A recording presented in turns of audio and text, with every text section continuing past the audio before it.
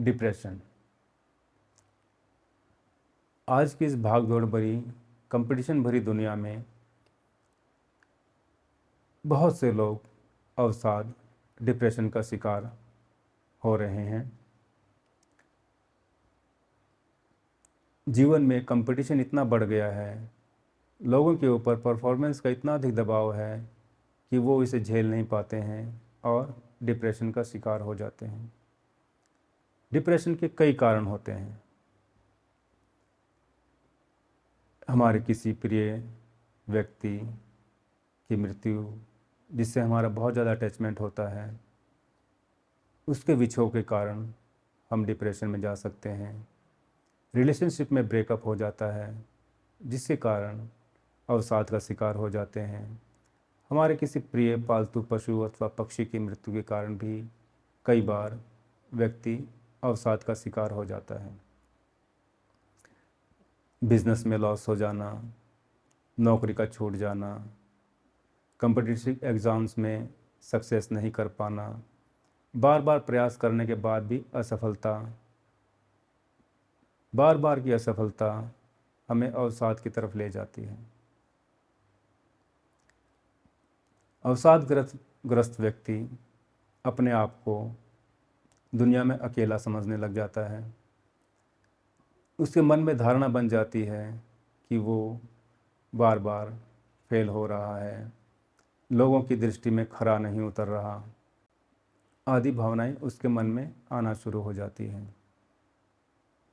लोगों से मिलना जुलना बंद कर देता है, अकेले रहना चाहता है, किसी से अपने मन की बात नहीं करता। उसके मन में एक ही अलग धारणा बन जाती है कि उसे कोई समझ नहीं सकता, उसे उसकी बातें को कोई समझ नहीं पाता है। वो अपनी बात किसी को कहे तो लोग उसका मजाक उड़ाएंगे। इस प्रकार की भावनाएं उसके मन में आना शुरू हो जाती है। डिप्रेशन का सबसे बड़ा साइड इफ़ेक्ट ये है कि यदि ये लंबे समय तक रह जाए तो व्यक्ति के अंदर सुसाइडल टेंडेंसी आना शुरू हो जाती है। शारीरिक रूप से भी कई प्रकार की समस्याएं उसको घेरना शुरू कर देती हैं। उसकी या तो भूख कम हो जाएगी या भूख बहुत ज़्यादा बढ़ जाएगी, वज़न बढ़ना शुरू हो जाएगा अथवा वज़न कम होना शुरू हो जाएगा। नींद नहीं आएगी या आएगी तो बहुत ज़्यादा नींद आएगी। दिन भर सुस्ती रहेगी, किसी भी काम को करने का मन नहीं करेगा। कब्ज़ होना शुरू हो जाएगी, क्योंकि मन में विचारों का एक संग्रह हो जाता है जिसे हम रिलीज़ नहीं करना चाहते। तो जब मन में बातों का, थॉट्स का संग्रह हो जाता है, हम उसको रिलीज़ नहीं करते हैं। उसी प्रकार शरीर के मल भी शरीर से निष्कासित नहीं होना चाहेगा, वो भी वहीं पर स्टोर होना शुरू हो जाएगा। सबसे पहला असर डाइजेशन पर पड़ता है इसका।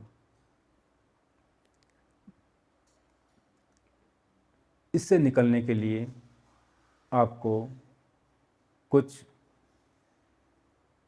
सूत्र बता रहा हूँ, अपने अनुभव से बता रहा हूँ। सबसे पहले तो अकेले रहना बंद कर दीजिए। परिवार के साथ रहते हैं, परिवार के सदस्यों के साथ समय बिताइए, उनके साथ बैठिए, उनसे बातें कीजिए।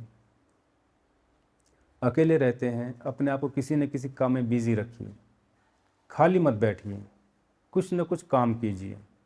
बाहर कोई काम नहीं है, घर में काम कीजिए, घर की सफाई कीजिए, सामान को इधर उधर रखिए, अपने आप को किसी न किसी काम में बिज़ी रखिए। अकेले खाली मत बैठिए।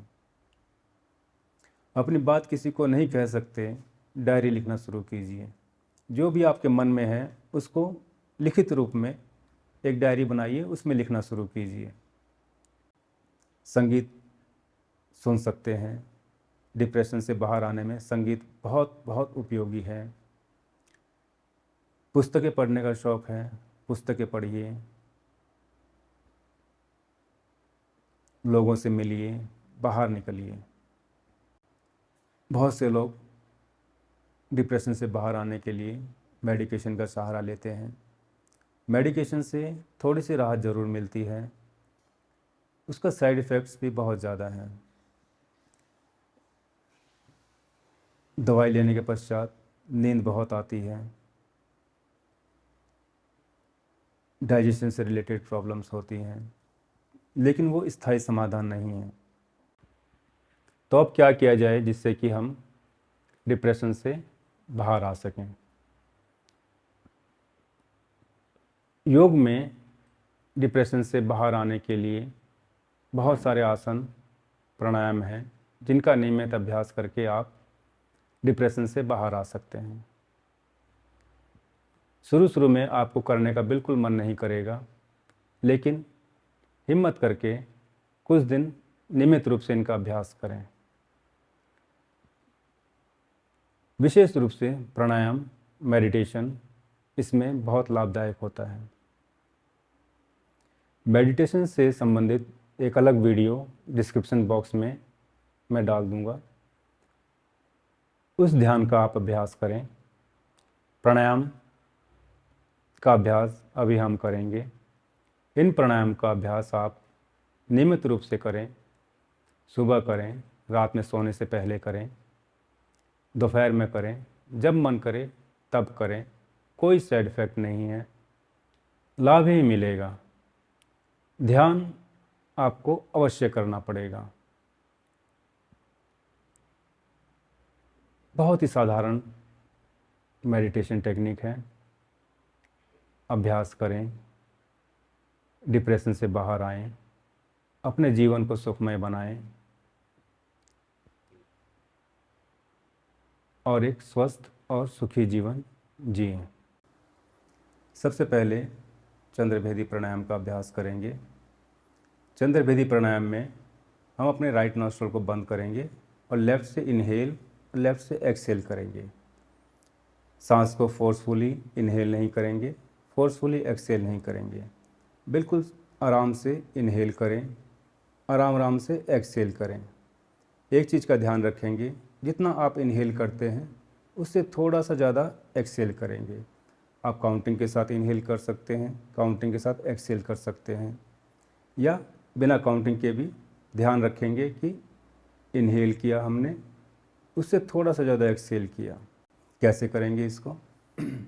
राइट नॉस्ट्रल को बंद करेंगे, लेफ़्ट से राइट नॉस्ट्रल को बंद करेंगे, लेफ़्ट से इनहेल करेंगे, लेफ़्ट से एक्सहेल करेंगे। Inhale, exhale, inhale, exhale. 15 बार इनहेल, 15 बार एक्सहेल करेंगे। उसके बाद 2-3 लंबी गहरी सांस लेंगे, सांस छोड़ेंगे। अगला प्राणायाम हम करेंगे सूर्यभेदी प्राणायाम। सूर्यभेदी प्राणायाम के अंदर हम लेफ़्ट नॉस्ट्रल को बंद करेंगे, राइट से इनहेल करेंगे, राइट से एक्सहेल करेंगे। जितना इनहेल करेंगे उससे थोड़ा ज़्यादा एक्सहेल करेंगे। लेफ़्ट नॉस्ट्रल को बंद करेंगे, राइट से इनहेल, राइट से एक्सहेल। काउंटिंग करके भी आप कर सकते हैं। Inhale 2, 3, 4, exhale 2, 3, 4, 5, 6। Inhale 2, 3, 4, exhale 2, 3, 4, 5, 6। 15 बार इसका भी अभ्यास करेंगे। 15 बार लेफ़्ट से इनहेल, लेफ़्ट से एक्सहेल। उसके बाद 2-3 लंबी गहरी सांस लेंगे, फिर राइट से इनहेल, राइट से एक्सहेल 15 बार। तीसरा प्राणायाम हम करेंगे नाड़ी शोधन अथवा अनुलोम विलोम भी कहते हैं इसे। इसमें राइट नॉस्ट्रल को बंद करेंगे, लेफ़्ट से इनहेल करेंगे, राइट से एक्सहेल करेंगे, फिर राइट से वापस इनहेल करेंगे, लेफ़्ट से एक्सहेल करेंगे। कहने का तात्पर्य है जिस नॉस्ट्रल से आप एक्सहेल करेंगे उसी से वापस इनहेल करना है आपको। आप इसे काउंटिंग के साथ कर सकते हैं, काउंटिंग के साथ नहीं करना, अंदाजे से कीजिए। जितना इनहेल करें उससे थोड़ा ज़्यादा एक्सहेल करें।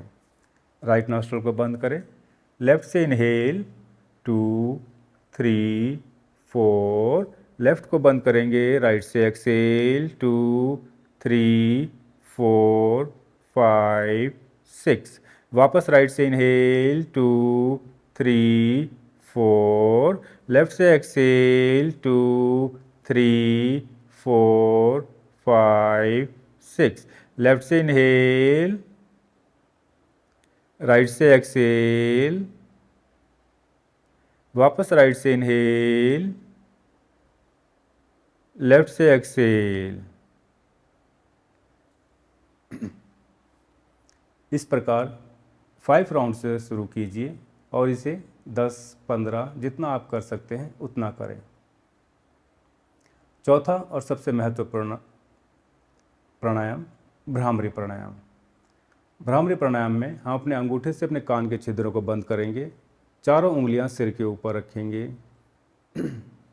लंबी गहरी सांस लेंगे और हमिंग साउंड करते हुए सांस को बाहर छोड़ेंगे। हमिंग साउंड गले से करना है। जब हमिंग साउंड करेंगे फोर्स नहीं लगाना है, गले से आवाज़ करते हुए हमिंग साउंड को बाहर निकालिए। गले में हल्का हल्का कंपन महसूस होगा आपको। शुरू में हो सकता है कंपन महसूस ना हो, लेकिन कुछ समय अभ्यास करने के बाद गले में मुंह में वाइब्रेशंस फील होगी आपको। धीरे धीरे वो वाइब्रेशंस तालू से होते हुए यहाँ तक आएगी। भ्रामरी प्राणायाम का अभ्यास आप कितनी देर भी कर सकते हैं, कोई अपर लिमिट नहीं है इसकी। आप 2 मिनट कीजिए, 3 मिनट कीजिए, 5 मिनट कीजिए, 10 मिनट कीजिए, 30 मिनट तक कर सकते हैं। मन को शांत करने के लिए सबसे बेस्ट प्राणायाम भ्रामरी प्राणायाम है। चारों उंगलियां सिर के ऊपर, अंगूठे से कान के छिद्र को बंद करेंगे, लंबी गहरी सांस लेंगे और हमिंग साउंड करते हुए सांस को पूरा बाहर निकालेंगे धीरे धीरे।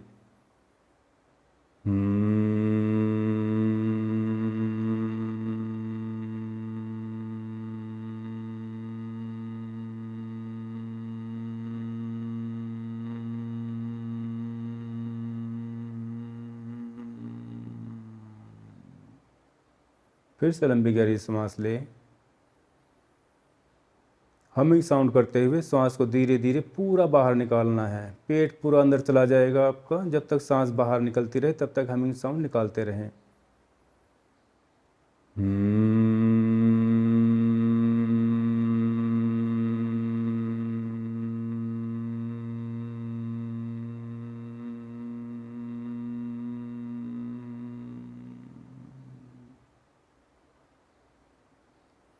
इस प्रकार इसका अभ्यास आप अपनी सुविधा अनुसार कितनी देर भी कर सकते हैं।